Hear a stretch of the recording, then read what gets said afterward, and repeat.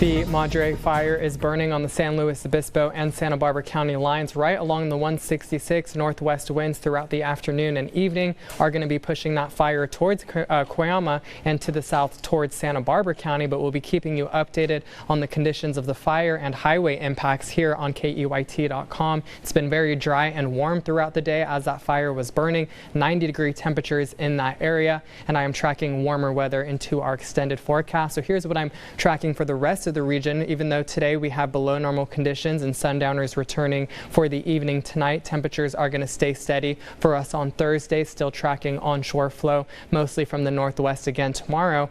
On Friday, we are going to see marine layer impacts starting to decrease in the morning and afternoon, though fog could show up along our coastlines like Pismo Beach, Santa Barbara. For 4th of July evening firework forecast or drone show forecast, temperatures mostly in the 70s though across the region on that day, and mostly sunny skies for a majority of our Friday. But heading into our weekend forecast, that's when temperatures are going to increase for some areas up to 75 degrees on Saturday and Sunday in San Luis Obispo, Santa Barbara. Then beginning next week, we start to track thunderstorm chances, currently 10% set for Tuesday through Friday of next week in the Ventura County mountain area. And also we have a strong high pressure system expected from the east, so that's going to create a dramatic rise in temperatures about Wednesday of next week. Here's our wind speed forecast for the evening tonight, around 30 miles an hour in Gaviota. Strongest winds tomorrow in interior San Luis Obispo County, mild wind speeds along the coast. Gaviota winds, sundowners not going to be picking up strongly tomorrow evening, but we could see those return as early as Friday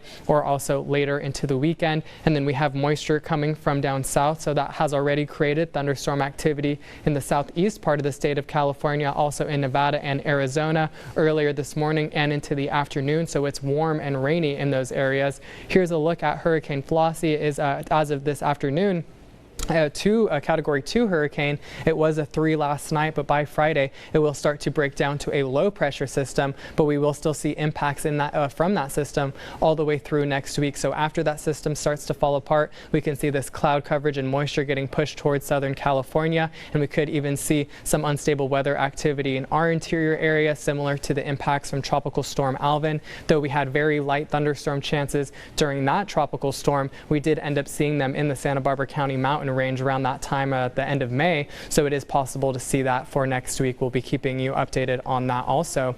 This is our temperature outlook, filling up with bright red colors with that heat coming towards our area within the next 10 days. It looks like Wednesday is going to be the hottest of our 7-day forecast, 74 on Friday for 4th of July, up to 75 through the weekend, getting warmer each day leading up to the middle of the week. Next week, I'm seeing 81 degrees along the coast in Santa Barbara on Wednesday. That means interior areas that are already in the 90-degree range right now are going to be getting very warm, over triple digits likely.